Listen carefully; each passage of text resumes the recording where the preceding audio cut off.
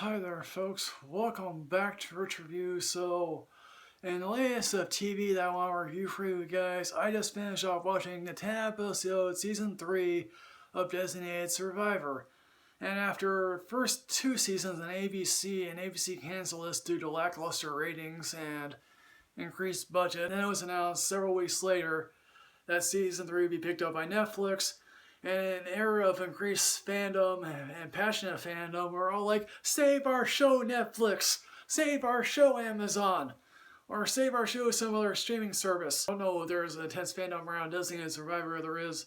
Tell me, folks, in the comment box below. So, season 3 of Designated Survivor picks up with Tom Kirkman officially running for president.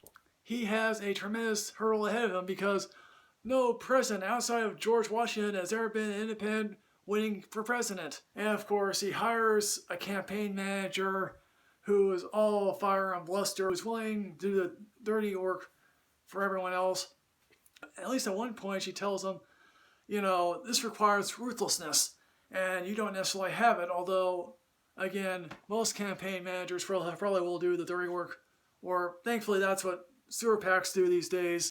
Now, it's revealed at one point that, that G.L. Pearson, who plays President Moss, has the gene that links him to Alzheimer's. If you were told that, our president could possibly have Alzheimer's, would you want that announced?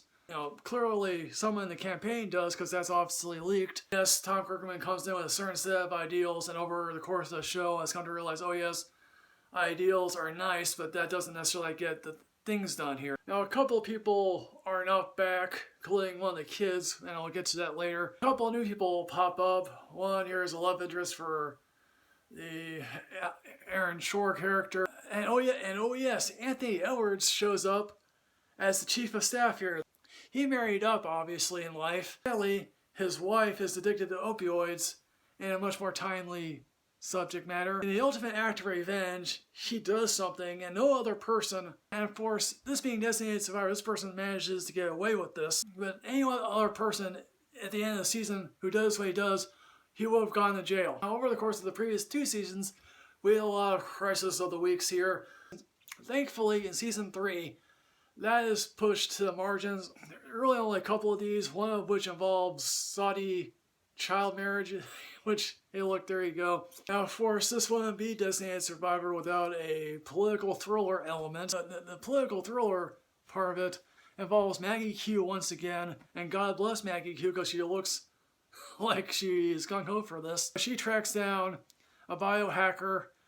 She recruits a guy who clearly is not always Fed-friendly, but he is willing to work with the feds, who tells her, quite frankly, I've heard things that will keep you up at night. And then we come to learn that, this guy has a genius plan. It's a very harrowing plan. It doesn't directly tie into the main plot of the political campaign until the final couple of episodes reshape our electorate. And I won't go any further than that. It's possible that this guy who's doing the biohacking and wants to change the electorate has ties to one presidential campaign. We also meet the transgender sister-in-law, which, okay, fine. We get a black guy here who's gay, and I don't really particularly care for that. Now, let me confess, I actually liked the first season of Designated Survivor, but here's my problem with the first season. After that pilot episode, I didn't know what the show wanted to be. Was it a political thriller, be a West Wing type of show, or a family drama? Now, did all three mesh well? No, and sometimes it gelled better than others.